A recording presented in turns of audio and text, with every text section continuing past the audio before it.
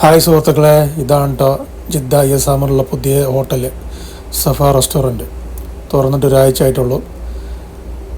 ISMലുള്ള മലയാളികൾക്കും ഹിന്ദികൾക്കും അതുപോലെ മറ്റുള്ള രാജ്യക്കാർക്കൊക്കെ നമ്മളെ ഇന്ത്യ ഫുഡൊക്കെ കഴിക്കാൻ വേണ്ടി ഒരു പുതിയ ഹോട്ടൽ അവിടെ തുറന്നിട്ടുണ്ടാവും.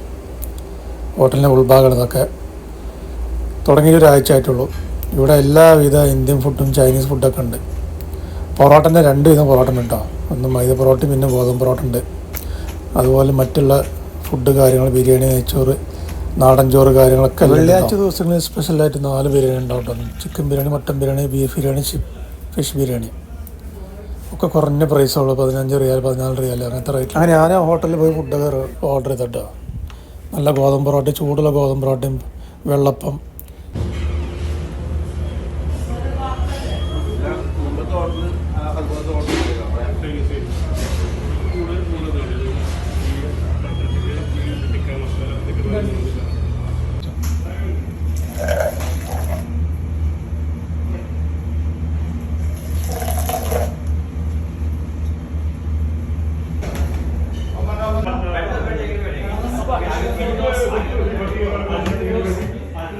നമ്മുടെ മുകളിൽ മജ്ലിസൊക്കെ ഉണ്ട്. മജ്ലിസും അതുപോലെ ഫാമിലിയൊക്കെ വന്ന് ഫുഡ് കഴിക്കാനൊക്കെ സൗകര്യങ്ങളുണ്ട്.